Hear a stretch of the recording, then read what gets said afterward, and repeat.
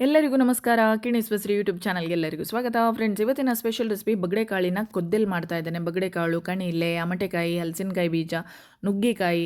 ಹಾಗೆ ನುಗ್ಗೆಕಾಯಿ ತೆಗಿಲಿಕ್ಕೆ ನನ್ನ ಮಗನಿಗೆ ಏಣಿ ಕೊಟ್ಟು ಲ್ಯಾಡರ್ ಕೊಟ್ಟು ಈ ಮರದಿಂದ ಕೀಳಲಿಕ್ಕೆ ಕಳಿಸಿದ್ದು. ಅವನು ಹಾಗೆ ಚಂದ, ಅವನಿಗೂ ಭಾರಿ ಇಂಟ್ರೆಸ್ಟ್ ಅದೆಲ್ಲ ಮಾಡಲಿಕ್ಕೆ. ತುಂಬ ಹೆಲ್ಪ್ ಮಾಡ್ತಾನೆ ಅಡುಗೆ ಕೋಣೆಯಲ್ಲಿ ನನಗೆ.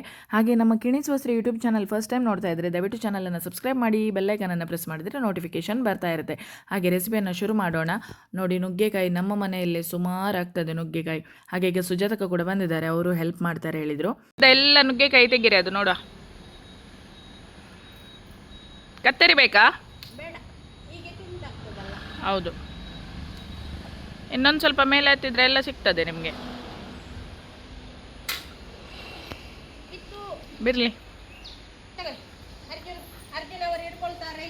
ಹ್ಮ್,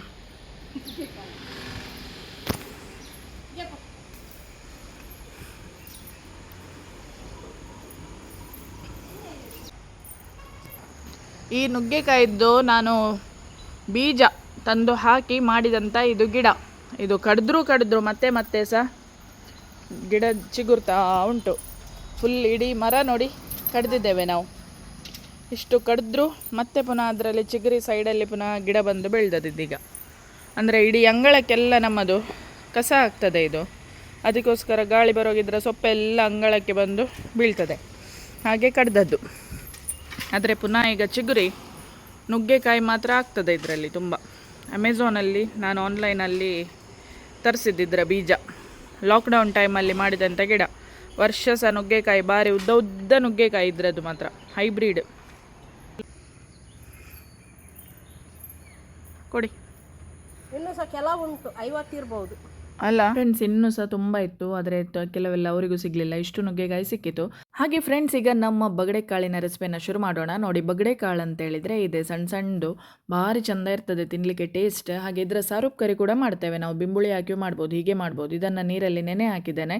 ಹಾಗೆ ಬೆಳಿಗ್ಗೆ ನೆನೆಸಿದ್ದು ನಾನಷ್ಟೇ, ಮುಂಚಿನ ದಿನ ಬೇಕಾದರೂ ನೆನೆಸಲಿಕ್ಕೆ ಹಾಕ್ಬೋದು.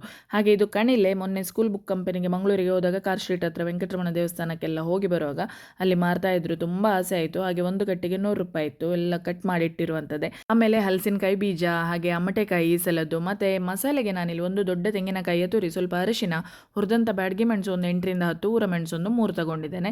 ಹಾಗೆ ಒಂದು ಸೌತೆಕಾಯಿ ಮತ್ತು ನುಗ್ಗೆಕಾಯಿ, ಇದಿಷ್ಟನ್ನು ಹಾಕಿ ಮಾಡ್ತಾ ಇದ್ದೇನೆ. ಬಟ್ ಒಂದೇ ಸೌತೆಕಾಯಿ ಸ್ವಲ್ಪ ಜಾಸ್ತಿ ಆಗ್ತದೆ ಅಂತ ಆಮೇಲೆ ನಾನು ಅರ್ಧ ಸೌತೆಕಾಯಿ ತಗೊಂಡೆ.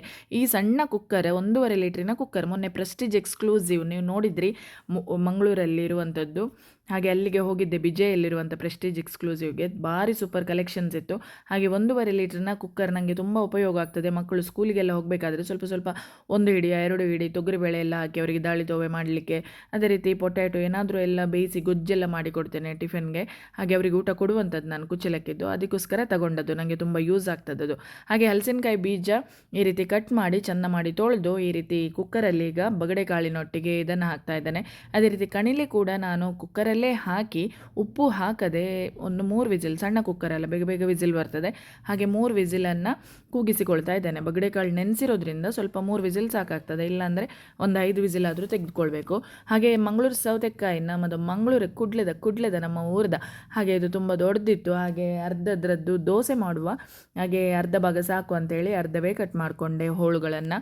ಹಾಗೆ ಮತ್ತು ನುಗ್ಗೆಕಾಯಿದು ಅಷ್ಟೇ, ನಾರೆಲ್ಲ ತೆಗೆದು ಭಾರಿ ಸೂಪರ್ ಟೇಸ್ಟಿ ನುಗ್ಗೆಕಾಯಿ ಆಯಿತಾ.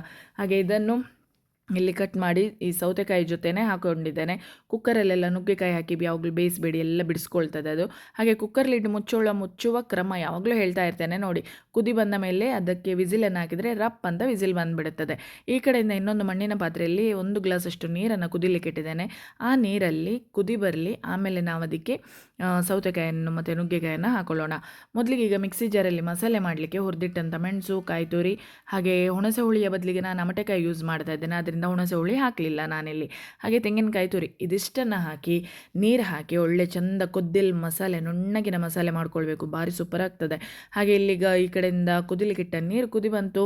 ಹಾಗೆ ಕಟ್ ಮಾಡಿಟ್ಟಂಥ ಈ ಮಂಗಳೂರು ಸೌತೆಕಾಯಿ ಹೋಳು ಮತ್ತು ನುಗ್ಗೆಕಾಯನ್ನು ಹಾಕಿ ಚೆಂದ ಮಾಡಿ ಕುದಿಸ್ಕೊಳ್ತಾ ಇದ್ದೇನೆ. ಹಾಗೆ ಓರೆ ಮುಚ್ಚಳ ಮುಚ್ಚಿಡಿ, ಚೆಂದ ಕುದಿ ಬರಲಿ. ಅದು ಅರ್ಧ ಬೆಂದ ಮೇಲೆ ಈ ಕಡೆಯಿಂದ ಕುಕ್ಕರಲ್ಲಿ ಬೇಯಿಸಿದ್ದು ಹೇಗೂ ರೆಡಿ ಇರ್ತದೆ. ಮತ್ತು ಅಮಟೆಕಾಯಿ ಈಗಲೇ ಹಾಕ್ಕೊಳ್ಳಿ, ಈ ಸೌತೆಕಾಯಿ ಜೊತೆಯೇ ಹಾಕ್ಕೊಂಡಿದ್ದೇನೆ. ಇದು ಕುಕ್ಕರಲ್ಲಿ ಹಾಕಲಿಲ್ಲ, ಅಮಟೆಕಾಯನ್ನು ಸ್ವಲ್ಪ ಗುದ್ದಿ ಹಾಕಬೇಕು, ಮಾತ್ರ ಚೆಂದ ಆಗ್ತದೆ. ಹಾಗೆ ಈಗ ನಮ್ಮ ಕುಕ್ಕರಲ್ಲಿ ಬೆಂದಂಥ ಕಾಳುಗಳು ಭಾರಿ ಸೂಪರ್ ಬೆಂದಿದೆ ಈ ಕಾಳು, ಬಗಡೆ ಕಾಳು ನೋಡಿ ಭಾರಿ ಚೆಂದ ಬೆಂದಿದೆ ಆಯಿತಾ. ಹಾಗೆ ಇದನ್ನು ಈ ಪಾತ್ರೆಗೆ ಹಾಕ್ಕೊಂಡು ಒಟ್ಟಿಗೆ ಉಪ್ಪು ಹೇಗೂ ಹಾಕಿರಲಿಲ್ಲ ಅಲ್ಲ, ಇವಾಗಲೇ ಉಪ್ಪು ರುಚಿಗೆ ತಕ್ಕ ಉಪ್ಪನ್ನು ಹಾಕ್ತಾ ಇದ್ದಾನೆ. ಹಾಗೆ ಬೇಯಿಸ್ಕೊಂಡದ್ದು ಇದಕ್ಕೆ ಹಾಕಿ ಒಂದು ಕುದಿ ಬರಲಿ, ಈ ಕಡೆಯಿಂದ ನುಣ್ಣಗೆ ಮಾಡಿರುವಂಥ ಮಸಾಲೆಯನ್ನು ಹಾಕ್ತಾ ಇದ್ದಾನೆ.